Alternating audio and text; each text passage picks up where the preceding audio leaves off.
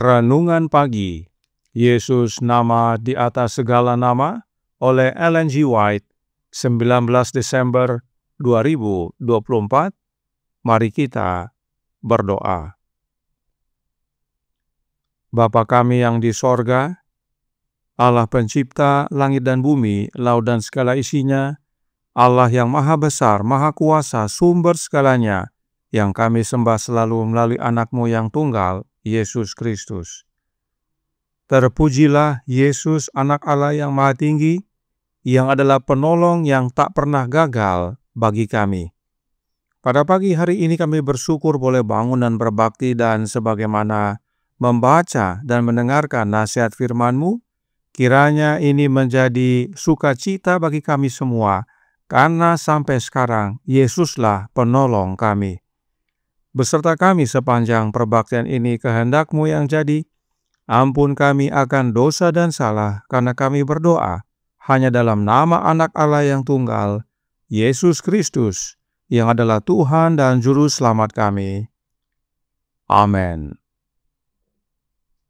Renungan hari ini akan dibacakan oleh Saudari Oktavia Nainggolan. Kepada Saudari Ocha, kami persilahkan. Renungan pagi kita pada hari ini 19 Desember 2024 berjudul Penolong yang Tidak Pernah Gagal. Ayat intinya terdapat di dalam Yesaya 41 ayat 10. Janganlah takut sebab aku menyertai engkau. Seperti gembala yang berjalan di depan domba-dombanya dan pertama-tama menghadapi bahaya di jalan, demikian pula Yesus dengan umatnya. Jika semua dombanya telah dibawanya keluar, ia berjalan di depan mereka. Jalan menuju sorga disucikan oleh jejak kaki juru selamat. Jalan itu mungkin curam dan terjal, tetapi Yesus telah menempuh jalan itu. Kakinya telah menginjak duri-duri yang kejam untuk membuat jalan itu lebih mudah bagi kita. Setiap beban yang harus kita tanggung telah ditanggungnya sendiri. Meskipun sekarang ia telah naik ke hadirat Allah dan berbagi tahta alam semesta, Yesus tidak kehilangan sifat belas kasihannya. Hari ini hati yang sama, yang lembut dan penuh simpati itu terbuka terhadap semua kesengsaraan manusia. Hari ini tangan yang tertusuk itu terulur untuk memberkati umatnya yang ada di dunia dengan lebih berlimpah. Dan mereka pasti tidak akan binasa sampai selama-lamanya. Dan seorang pun tidak akan merebut mereka dari tanganku.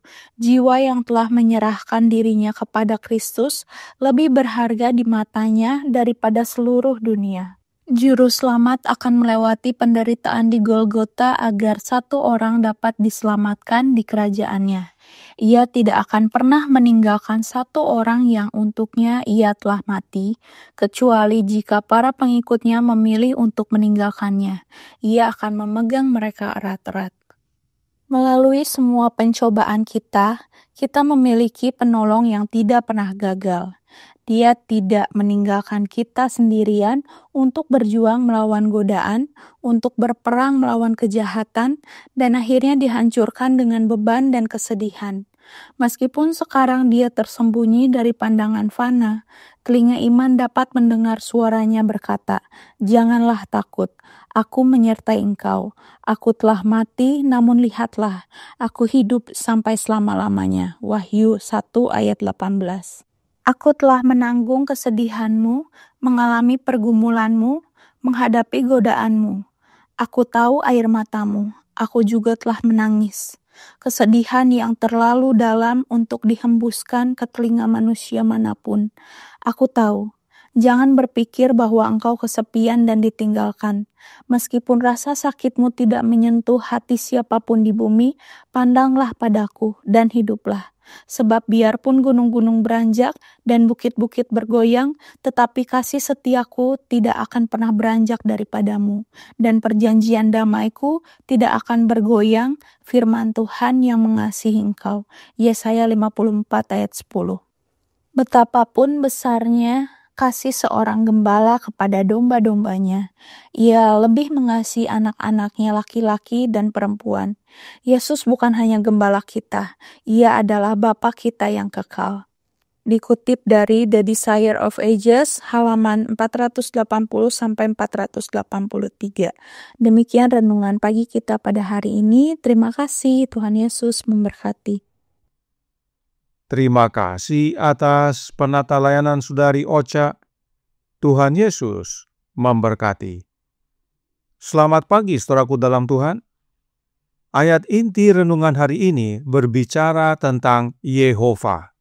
Mari kita baca mulai ayat 8 sampai ayat 13 yang berbunyi, "Tetapi engkau, hai Israel, hambaku, hai Yakub, yang telah kupilih, keturunan Abraham yang kukasihi. Engkau yang telah kuambil dari ujung-ujung bumi, dan yang telah kupanggil dari penjuru-penjurunya, aku berkata kepadamu, engkau hambaku, aku telah memilih engkau dan tidak menolak engkau. Janganlah takut, sebab aku menyertai engkau. Janganlah bimbang, sebab aku ini Allahmu. Aku akan meneguhkan, bahkan akan menolong engkau. Aku akan memegang engkau dengan tangan kananku yang membawa kemenangan. Sesungguhnya, semua orang yang bangkit amarahnya terhadap engkau akan mendapat malu dan kena noda. Orang-orang yang membantah engkau akan seperti tidak ada dan akan binasa. Engkau akan mencari orang-orang yang berkelahi dengan engkau, tetapi tidak akan menemui mereka. Orang-orang yang berperang melawan engkau akan seperti tidak ada dan hampa. Sebab aku ini, Tuhan, Allahmu, memegang tangan kananmu dan berkata kepadamu, janganlah takut, akulah yang menolong engkau." Tuhan dalam huruf besar dalam ayat 13 adalah Yehova. Dan kita sudah pelajari bahwa Yehova adalah Allah Bapa. Jadi, Allah Bapa berjanji bahwa Bapalah yang sertai umat-umatnya. Bahkan Allah Bapalah yang menolong umat-umatnya. Tetapi bagaimana caranya? Sebab masih dalam buku Yesaya dikatakan dalam Yesaya 59 ayat 1 dan 2, "Sesungguhnya tangan Tuhan tidak kurang panjang untuk menyelamatkan, dan pendengarannya tidak kurang tajam untuk mendengar. Tetapi yang merupakan pemisah antara kamu dan Allahmu ialah segala kejahatanmu, dan yang membuat dia menyembunyikan diri terhadap kamu, sehingga ia tidak mendengar, ialah segala dosamu." Jadi, oleh karena dosa, kita manusia terpisah dari Tuhan dalam huruf besar, yang adalah Yehova. Karenanya, harus ada cara untuk Allah Bapa menyertai kita dan menolong kita. Itu sebabnya, masih dalam buku Yesaya, sang Nabi berkata dalam Yesaya 7 ayat 14, "Sebab itu Tuhan sendirilah yang akan memberikan kepadamu suatu pertanda. Sesungguhnya seorang perempuan muda mengandung dan akan melahirkan seorang anak laki-laki, dan ia akan menamakan dia Immanuel." Allah Bapa menyertai umatnya dan menolong umatnya oleh mengaruniakan anaknya yang disebut Immanuel, yang artinya Allah menyertai kita. Dan penyertaan anak Allah bagi umat-umatnya tidak hanya nanti setelah dia lahir di dunia ini, tetapi sejak pada perjanjian lama, kehadiran anak Allah sudah menyertai umat-umatnya dan disebut dengan malaikat Tuhan. Sebagai contoh, Yesaya 63 ayat 9 yang kita sudah bahas dalam renungan pagi tanggal 25 November 2024 yang lalu. Allah Bapa adalah juru selamat dan penebus, tetapi yang mewujudkan penebusan adalah the angel of his presence, yang artinya malaikat kehadirannya. Lihat kalimat yang ditandai warna merah. Nah, siapakah malaikat kehadiran Allah tersebut? Patriarchs and Prophets halaman 761 paragraf 4 menyatakan, malaikat ini adalah malaikat kehadiran Allah. Yesaya 63 ayat 9, malaikat yang di dalam dirinya terdapat nama Yehova yang agung. Keluaran 23 ayat 20-23. Ungkapan ini tidak dapat merujuk kepada siapapun selain anak Allah. Dan anak Allah ini telah menjadi manusia. Karenanya renungan hari ini berkata dalam Jesus Name Above All Names, halaman 371 paragraf 4. Aku telah menanggung kesedihanmu, mengalami pergumulanmu, menghadapi godaanmu. Aku tahu air matamu, aku juga telah menangis. Kesedihan yang terlalu dalam untuk dihembuskan ke telinga manusia manapun, aku tahu. Jangan berpikir bahwa engkau kesepian dan ditinggalkan. Saudaraku dalam Tuhan, Yesus mengerti kita. Karena Yesus telah menjadi manusia, mengalami apa yang kita alami. Bahkan Yesuslah yang berjalan di depan kita. Jalan curam dan terjal, Yesus telah lalui untuk kita. Yesus sudah injak duri agar jalan kita lebih mudah. Setiap beban, Yesus sudah tanggung demi kita. Karenanya, Yesuslah yang cocok menjadi penolong kita dan satu-satunya penolong kita. Manuskrip 20, tahun 1885, paragraf 7 berkata, "Saya tidak dapat berbuat apa-apa. Yesus dapat melakukan segalanya, dan saya, yaitu Nyonya White, merasakan kedamaian Kristus di hati saya. Oh, apa yang dapat kita lakukan tanpa Yesus? Betapa gelap dan sepinya hidup kita. Dialah satu-satunya penolong kita." Suratnya nomor 68, tahun 1886, paragraf 2 berkata, "Namun Kristus adalah satu-satunya penolong kita. Kita harus melakukan apa yang kita bisa dalam namanya, dan kemudian menyerahkan hasilnya sepenuhnya kepada Dia yang kita kasihi dan yang kita layani." Dan meski Yesus telah kembali kepada Bapa, tetapi Yesus yang sama yang tolong kita. Yesus tidak suruh orang lain atau oknum lain yang tolong kita. Yesus sendiri yang tolong kita.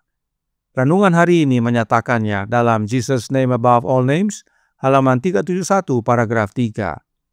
Meskipun sekarang Ia, yaitu Yesus, telah naik ke hadirat Allah dan berbagi tahta alam semesta, Yesus tidak kehilangan sifat belas kasih-Nya. Hari ini, hati yang sama, yaitu hati Yesus yang lembut dan penuh simpati itu, terbuka terhadap semua kesengsaraan manusia.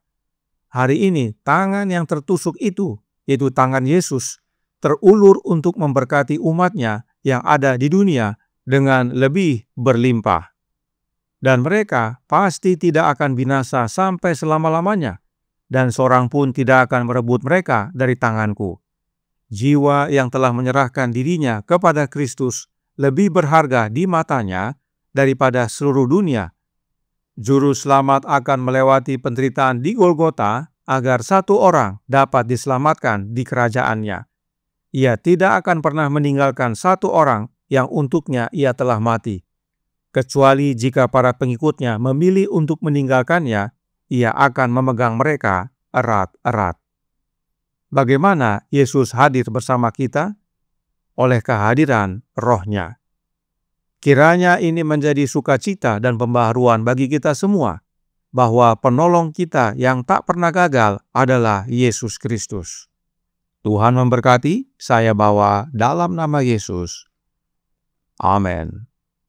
Mari kita berdoa. Bapa kami yang di sorga, Allah pencipta langit dan bumi, laut dan segala isinya, Allah yang maha besar, maha kuasa, sumber segalanya, yang kami sembah selalu melalui anak-Mu yang tunggal, Yesus Kristus. Terima kasih atas kebenaran indah pada pagi hari ini, bahwa penolong kami yang tak pernah gagal, satu-satunya penolong kami adalah Yesus Kristus. Dan Dia menyertai kami sampai sekarang, yaitu oleh kehadiran Roh-Nya, dan bahkan tinggal dalam hati kami, bersama kami sepanjang hari. Karenanya tolong kami ya Bapa, karuniakanlah Roh Anak-Mu dalam hidup ini, dan biarlah kami semua yang percaya membuka hati, agar Kristus Sang Penolong tinggal dalam hati kami, menuntun kami dalam seluruh kebenaran, memimpin kami melewati jalan yang curam dan terjal, penuh duri, hingga pada akhirnya saat Dia datang kedua kali, kami semua boleh bersama dengan Dia dan Engkau ya Bapa dalam kerajaan-Mu. Beserta kami sepanjang hari ini kehendak-Mu yang jadi, ampun kami akan dosa dan salah, karena kami berdoa hanya dalam nama Anak Allah yang tunggal, Yesus Kristus, yang adalah Tuhan dan Juru Selamat kami. Amin.